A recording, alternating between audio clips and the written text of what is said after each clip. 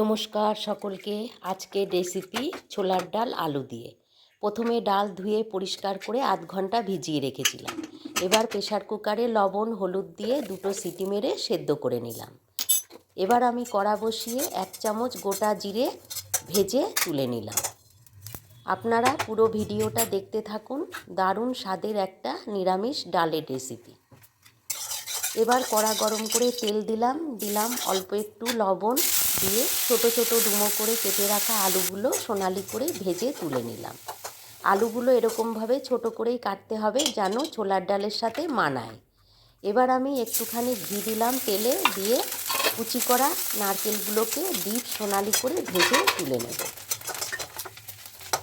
আপনারা পুরো ভিডিওটা দেখতে থাকুন। এবার আরেকটু ঘি দিলাম, ঘি দিয়ে আমি ফোড়নে দিলাম তেজপাতা, শুকনো লঙ্কা, গোটা জিরে আর গোটা গরম মশলা, লবঙ্গ, দারচিনি, এলাচ। এবার দিলাম 1 ইঞ্চি গ্রেট করে রাখা আদা, আর দিলাম 1 চুটকি হিং। ভালো করে নাড়াচাড়া করে নিলাম, করে আমি সেদ্ধ করে রাখা ডালটা দিয়ে দিলাম।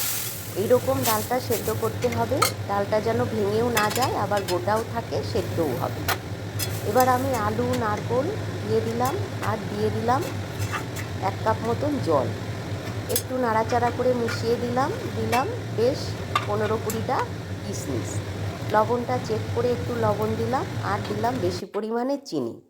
ডাল সেদ্ধ করার সময়ও লবণ দিয়েছিলাম, সেই জন্যে চেক করে লবণটা দিলাম। এবার আমি 5 মিনিট হাই হিটে ডালটা সেদ্ধ করে রান্না করলাম। আলু ডাল সব কিছু যেন ভালো করে মিশে যায়, সেই জন্য হাতা দিয়ে একটু ঘাটাঘাটি করে দিলাম। আর ভাজা জিরেটা গুঁড়ো করে 2 চামচ মতন দিয়ে দিলাম। হয়ে গেল আমার দারুণ স্বাদের নারকেল দিয়ে আলু দিয়ে নিরামিষ ছোলার ডাল। রেসিপিটা ভালো লাগলে একটা লাইক দেবেন, রান্নাটা বন্ধুদের সাথে শেয়ার করবেন, আর চ্যানেলটা সাবস্ক্রাইব করবেন। এই রকম ছোলার ডাল লুচি, পরোটা, রুটি সব কিছুর সাথে খেতে খুব ভালো লাগে।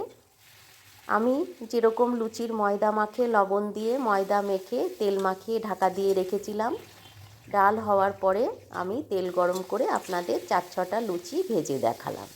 এই রকম ডালের সাথে লুচিটাই বেশি, প্লেন লুচিটাই ভালো লাগে, তাই আমি প্লেন লুচিটাই আজকে বানালাম। পুরো ভিডিওটা দেখার জন্য আপনাদের অসংখ্য ধন্যবাদ জানালাম। ভালো লাগলে একটা লাইক দেবেন। ভালো থাকবেন সকলে।